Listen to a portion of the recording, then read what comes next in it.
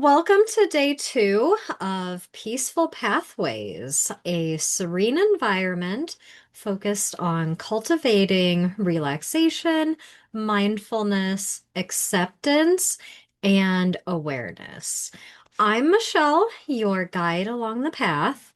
I'm a mental health therapist with over 14 years of experience, an aspiring author currently querying agents, a peacemaker, and an advocate for those without a voice. Today, we will discuss the relaxation technique, progressive muscle relaxation.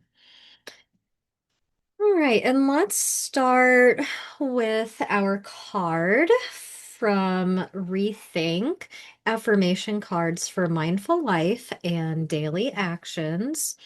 The card I drew for us today is Braveheart. It says, I have the courage and bravery to face my fears and take risks. I trust in my abilities and know that I can handle any challenge that comes my way. I am strong and capable.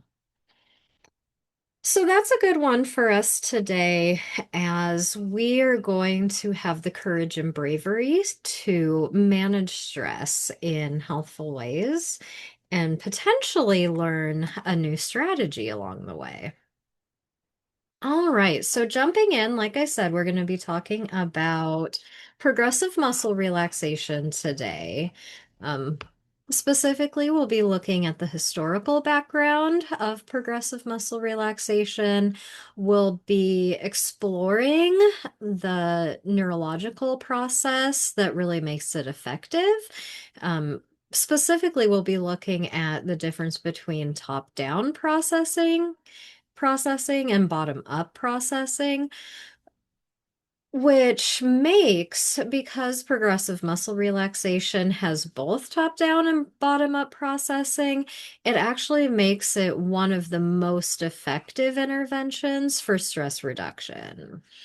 And then we're going to be exploring the benefits of progressive muscle relaxation and really cultivating that relaxation. All right, so let's jump in. So, what is progressive muscle relaxation? It involves systematically tensing and relaxing different muscle groups to reduce physical tension. So, there's a script that we follow when doing progressive muscle relaxation. We start by tensing our toes, feeling the tension, the stress, and then we relax our toes. And then through the process, you're guided up your body until your entire body is relaxed. So it definitely promotes mental calmness. It increases awareness of our muscle sensations and relaxation. As we talked about yesterday, one of the effects of chronic stress is muscle tension, where muscles are just kind of stressed. So, progressive muscle relaxation helps increase our awareness when that's happening. So then we can relax our muscles to reduce the effects of chronic stress. So, as we talked about, there does tend to be a sequential muscle focus when we're going through PMR, progressive muscle relaxation. So, we focus on those major muscle groups one at a time for effective relaxation. So, we don't just tense our entire body, we go one muscle group to the next. And we make sure that it's deliberate. So we tell you through the script what area to tense when. And we also want to make sure that we're tightening those muscles for several seconds at a time rather than just quickly tensing the muscle and releasing it. And then releasing that tension also helps us build a strong mind body connection because we are more aware of our body and its responses, its reactions, and this how it feels during a state of relaxation. So, where do we use progressive muscle relaxation? Therapists tend to use it to help reduce stress and anxiety. We can do it to manage insomnia. It's one of the interventions that improves sleep quality and alleviates insomnia. It helps us to fall asleep, to stay asleep, to get into that state of relaxation. And it's also used clinically in daily life for physical health sort of reasons, like alleviating chronic pain, fatigue, and things like exam related tension for college students or adult learners. How did progressive muscle relaxation develop? So it started by a man named Edmund Jacobson in the early 1900s. He noticed the connection between stress and muscle tension, and he developed progressive muscle relaxation to reduce that physical tension to promote mental calmness. It has evolved over time. There are a lot of guided audio sessions to make it more accessible and easy to follow for a lot of people. It can be integrated with mindfulness and other sort of imagery sort of techniques. By combining progressive muscle relaxation with mindfulness, it actually enhances relaxation by bringing your awareness to the present moment. And there are also some shorter practices available now for people who are maybe busy or they're new to the practice. How therapists use progressive muscle relaxation in clinical or therapeutic settings, we can use it to treat anxiety disorders because it does promote relaxation, reduces the muscle tension that tends to accompany those anxiety disorders. It can also be used to alleviate chronic pain because it calms the nervous system and decreases muscle stiffness, which reduces symptoms of pain. And then we also use it during and to complement therapy and other medical treatments. So we may use progressive muscle relaxation during a therapy session. We may have individuals practice it once a day, once a week, to help improve the efficacy of therapy. Okay, so we're going to talk more about the top-down and bottom-up processing that I discussed just a few minutes ago. So, what happens with top-down processing is it's a complex way to say that our brain is communicating with our body. So, it's top-down. It's our brain sending signals to the rest of our body. It requires focus and that cognitive, that mental effort to guide relaxation effectively. You do have to intentionally concentrate on specific muscle groups to deepen that relaxation response. And then there's that guided cognitive control too, that really facilitates the mechanisms for stress reduction. Um, Basically, it triggers, it communicates some signals that we need to implement the rest and digest system of the stress response. So, bottom up means that our body is communicating with our brain. So, progressive muscle relaxation includes the top down process because our brain is telling us what muscles to focus on, to tense and relax the muscles. But then, as we're doing that, our muscles are then sending signals back to the brain about the tension and relaxation, which also increases body awareness, or what we also refer to as somatic awareness.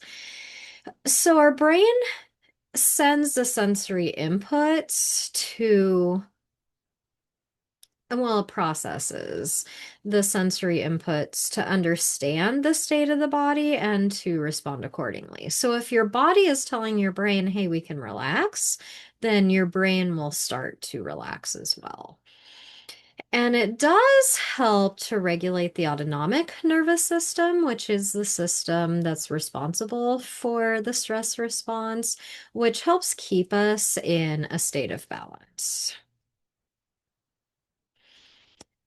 So, our cognitions, our brains, our thoughts interacts with our physiological response during progressive muscle relaxation. We focus, like we've talked about, on the muscle groups, and then that focus is combined with the sensory feedback from the muscles, which initiates a self-reinforcing relaxation loop. So instead of, I don't know, like a downward spiral of stress, you start to create more of an upward sort of spiral to have more opportunities for relaxation in our day-to-day interactions.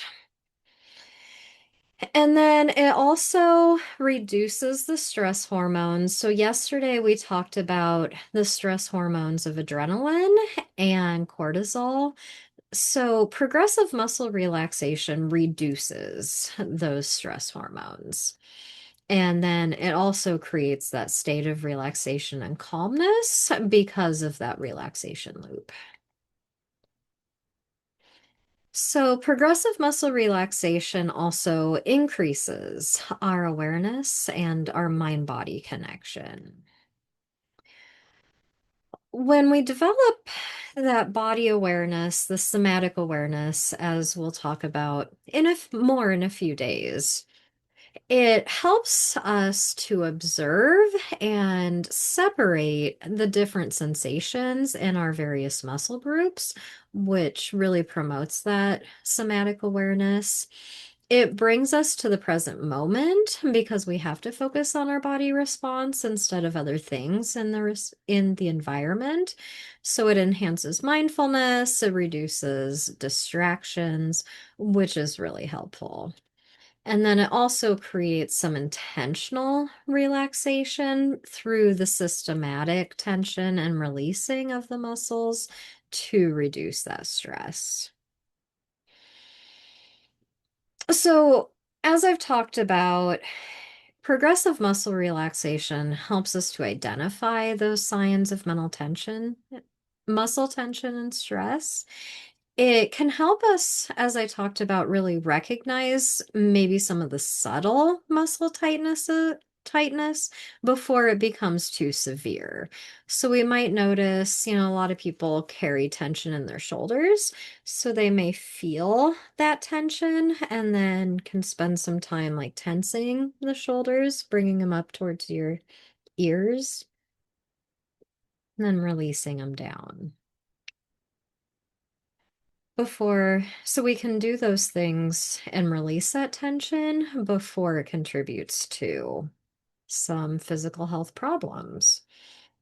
And it also helps to prevent stress from worsening. Um, so it's definitely a proactive sort of strategy.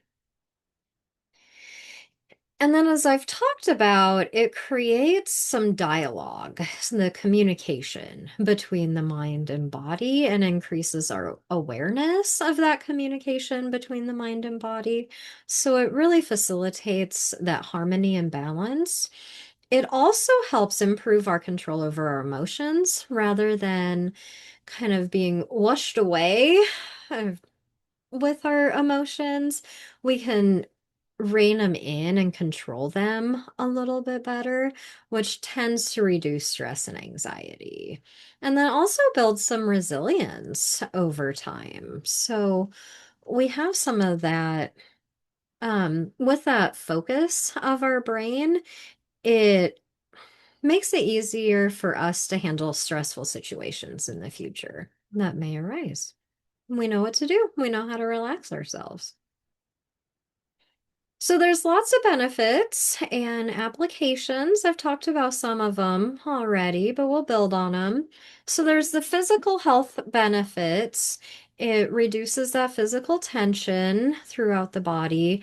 It actually improves our circulation, so it enhances our blood flow and our circulation in general. It gets our blood moving throughout our body. And then it increases our sleep quality. So a lot of people will use or practice progressive muscle relaxation before they go to bed. So it helps them to fall asleep and then also stay asleep and sleep at a deeper level as well. So then we also have psychological and emotional benefits, as we've talked about a little bit. It Regular practice helps to lower anxiety and stress by activating the rest and digest system in the body. It improves our mood, our emotional balance, and it decreases symptoms of depression by promoting that relaxation and reducing muscle tension. So, how we use progressive muscle relaxation. You may use it in healthcare, in addition to medical treatments. We can use it as a stress management tool, like we're doing now. We're talking about ways to promote peace and those peaceful pathways. So, progressive muscle relaxation is one of the tools that we can use with us along the path. It can actually help enhance sports performance by improving focus and overall performance during training and competitions. And then it can help us to prepare for exams as well, since it helps to enhance concentration.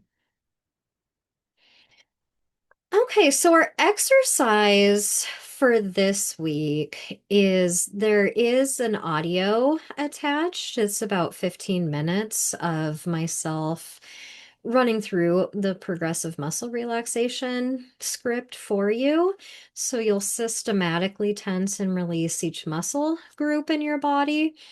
So after you do that and you complete that 15-minute audio exercise, then you can jump to the chat or even in your own journal. Reflect on how each area of your body feels from the release of tension in your legs to your shoulders, and journal those observations of your thoughts and physical sensations before, during, and following the practice. All right, so in conclusion for day two, progressive muscle relaxation is an effective stress reduction tool. It helps reduce stress by calming both the mind and body. It promotes that mind body connection through both the mental focus and physical relaxation, and that it improves our quality of life by reducing the negative impacts of chronic stress and um, really promoting healthier physical and mental health as well. All right. So, as I said, we made it through day two. I hope you will be able to join us. Saturday is our monthly healing sanctuary. That's for paid subscribers. So just to become a paid subscriber, just click upgrade your subscription so that way you can participate with that. It's going to be from 1 o'clock to 2 o'clock Central Time. So if you're in a different time zone, you'll have to switch that over, but you'll receive the link. Paid subscribers will receive the link to that. During that healing sanctuary, we'll be working on mindfulness, connection, personal growth through guided practices, reflective exercises, and opportunities to share. All right, well, thank you for being here with me. I hope you're finding peaceful pathways to be beneficial, and I will talk to you again tomorrow. Have a good one.